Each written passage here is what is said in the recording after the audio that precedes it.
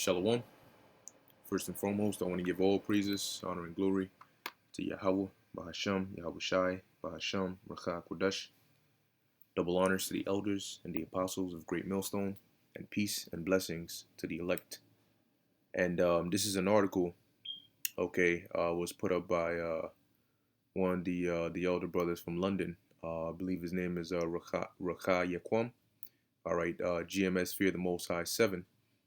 Okay, and he had posted he had made a post and he put part of this article in there. Nevertheless, it's going into the cost of food.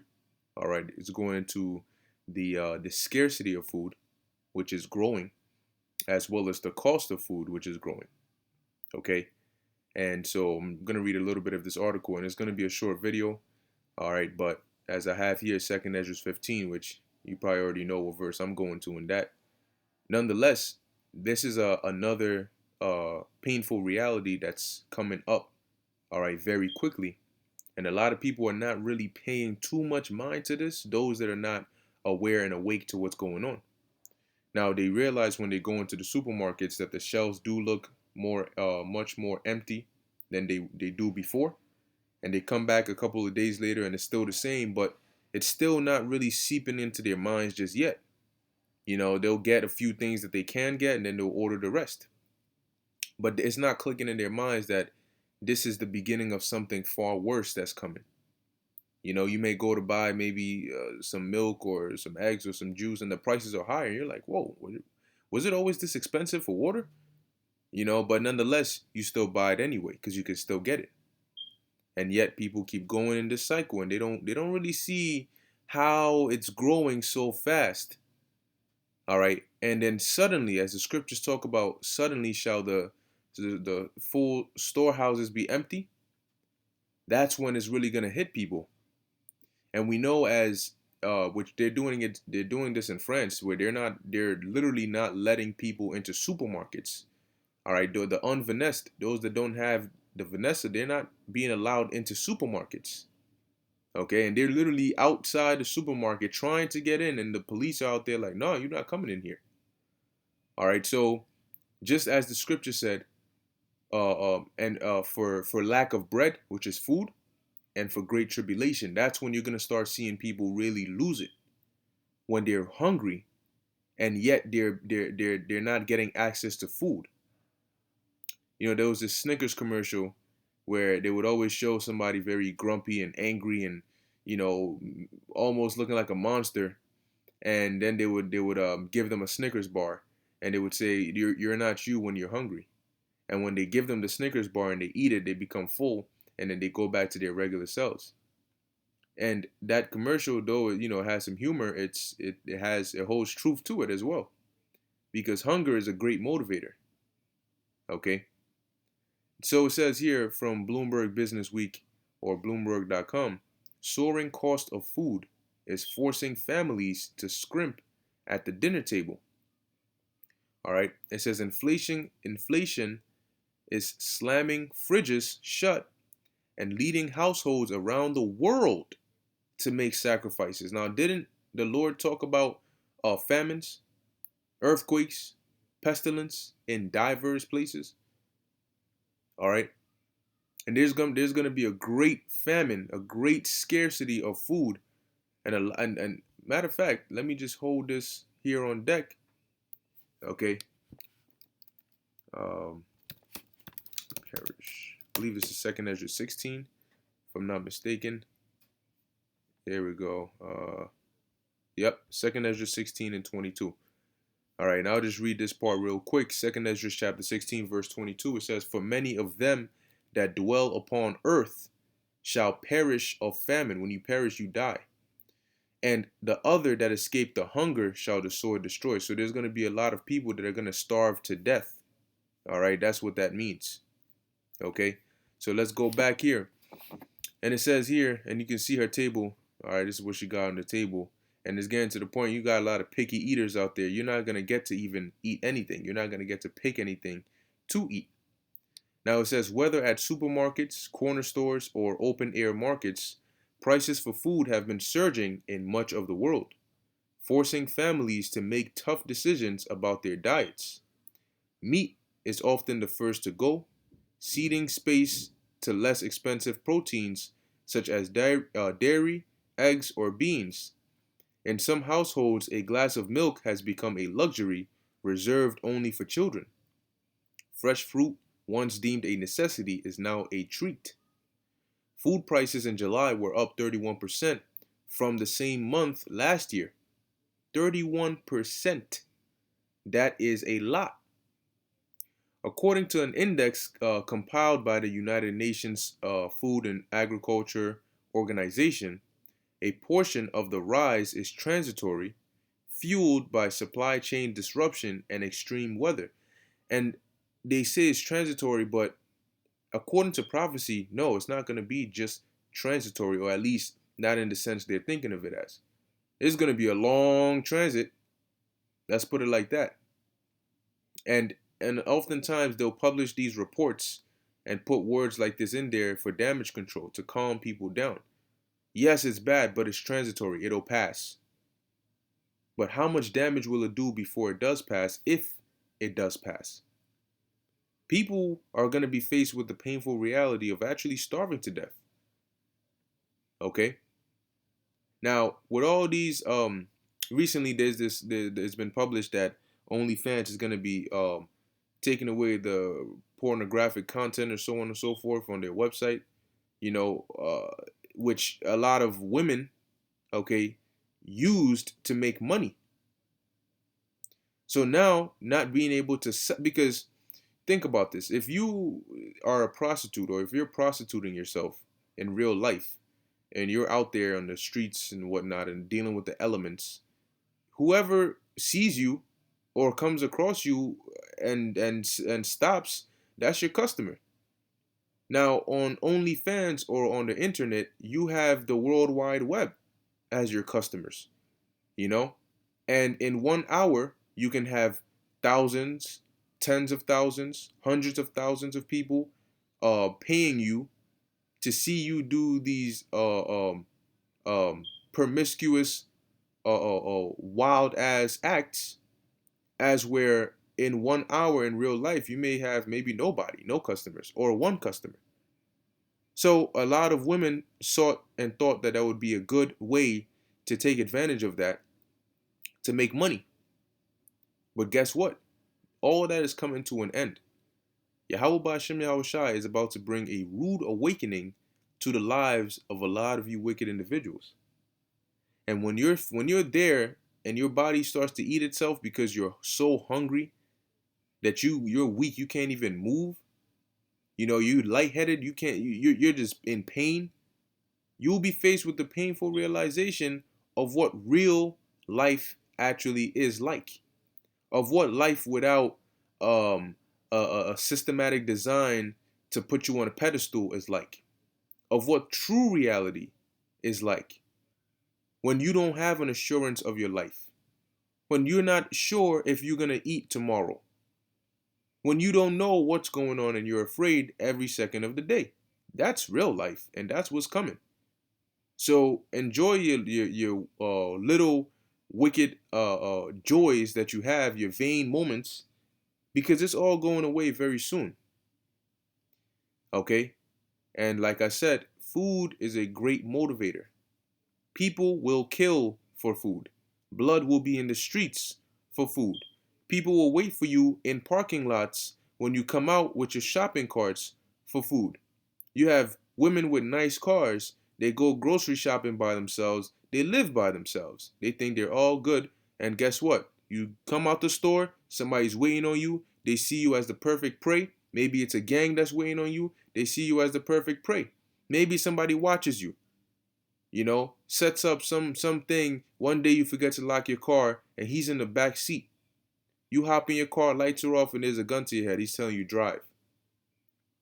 All right? Now he knows where you live. He's taking your goods. He's taking everything you got in there. He might just move in. And keep you there for him. But yeah, you will have people waiting for others who get the stuff and then get it from them. So it's going to be a real struggle out here. And your government ain't gonna help you. It's all orchestrated anyway. Now it says, although some of the bottlenecks caused by the pandemic show signs of abating, structural factors such as climate change and China's strong appetite for imports will likely endure. And I mean, the Lord said this is the beginning of sorrows. You guys, I mean, these people think that, the pandemic slowed things down and this natural disasters is causing a.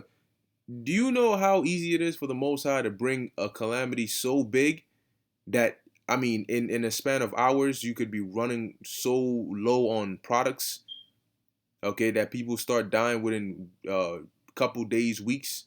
Most I can do that easily, but that would be too easy. It would be too quickly. He wants to punish, as the scriptures say over and over again. He wants to punish the world for their iniquity. The Lord is gonna have people starve to death. That's gonna be the Most High doing that. In case you didn't know, God is love. Well, God is gonna love to watch you starve because you loved to disobey His word. I mean, it's as simple as that. The Most High doesn't get emotional. Oh no, maybe I shouldn't have done that, and oh man, I feel bad, and feel bad for what? Feel bad for what? Okay. Um. Now I'm actually not gonna read the whole article, but I will put it in the description so you can read through it yourself. All right. But I will hit this precept that I wanted to get real quick. Now this is the book of 2nd Ezra chapter 15, and I'm just gonna go jump down, and I might come back up. But the main point I want to get is here in verse 18, 2nd Ezra 15 and 18. And it says, for because of their pride, the cities shall be troubled, the houses shall be destroyed, and men shall be afraid. Now, you got to ask yourself, why will the houses be destroyed? And why are men going to be afraid? Well, who lives in these houses? And who's going to be destroying these houses? Verse 19, a man shall have no, and remember, Ezra is actually seeing houses destroyed. He's seeing fires. He's seeing doors being broken into. He's seeing, and you can tell, a man shall have no pity upon his neighbor. You can tell, somebody, even if you don't know the two of them and you're watching from the outside looking in, by the interaction, you can tell, hey, maybe these people might have known each other, you know? But this guy come, oh, please, please, come on, you know me. Come on, don't do this to me. And then he still shoots him in the head anyway.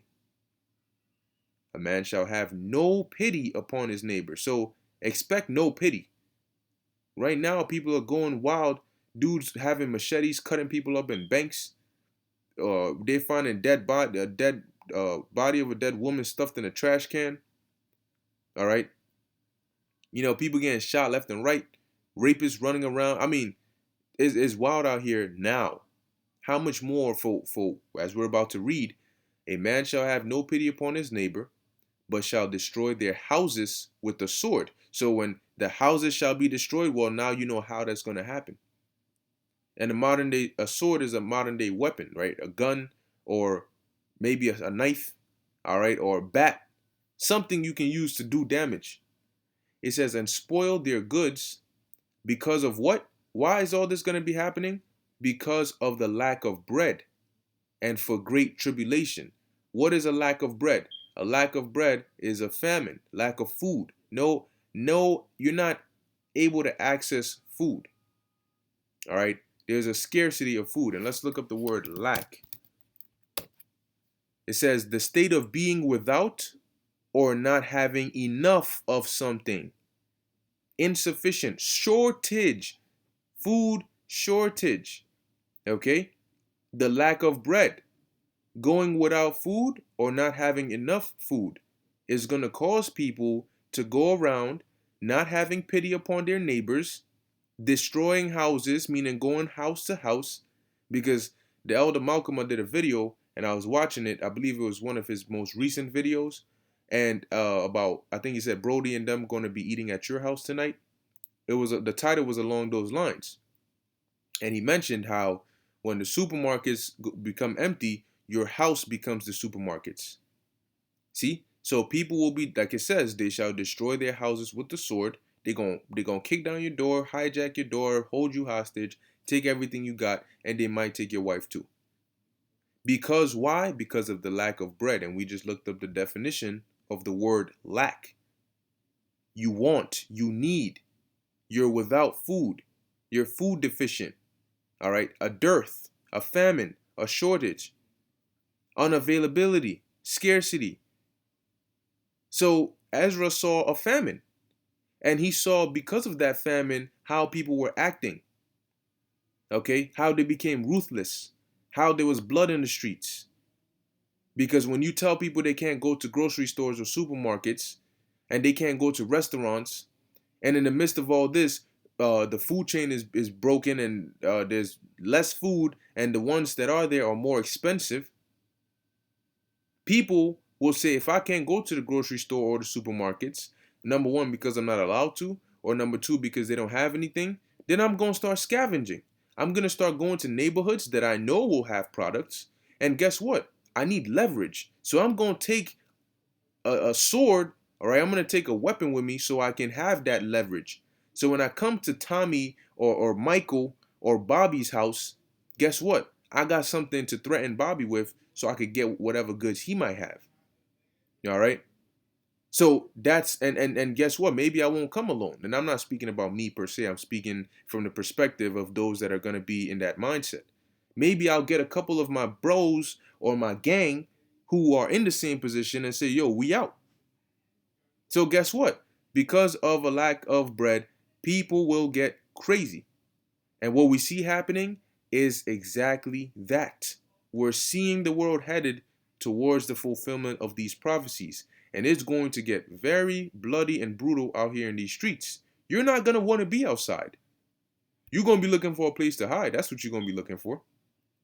The scriptures talk about the gathering shall not come, the vintage shall fail. See, and especially dealing with a lot of these women today, they sit and things come to them.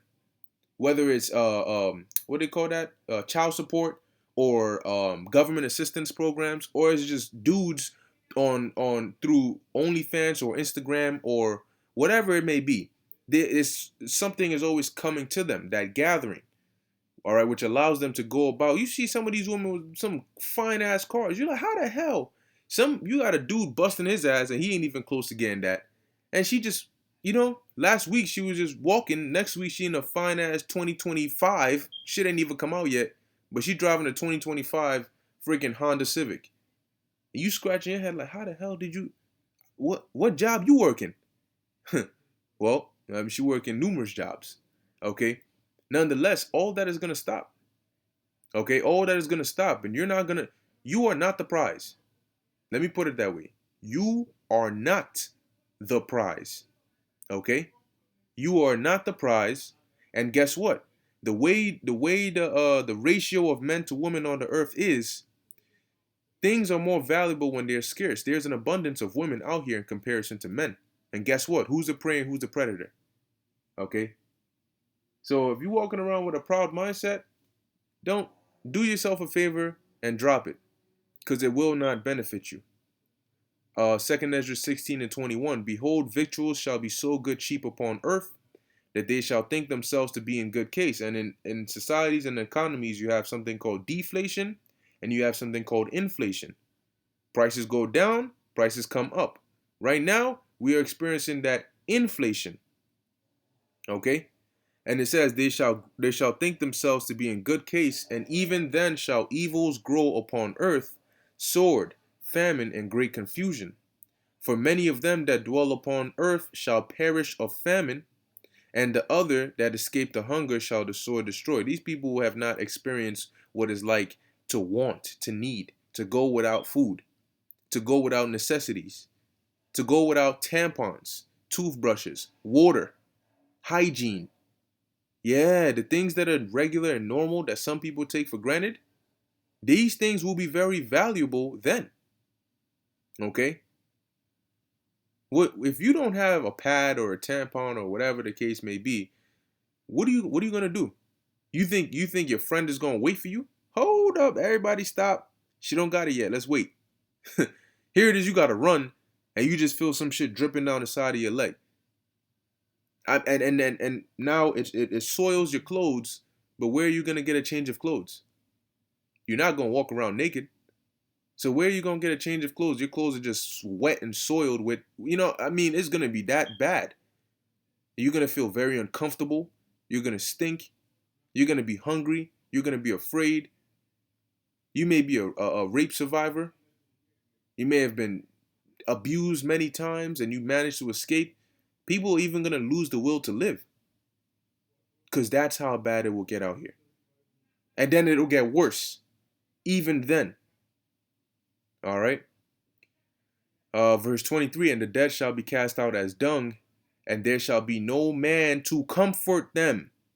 Not your news, not your side nigga, not the simp down the block who's always telling you how pretty you are and everything is going to be okay.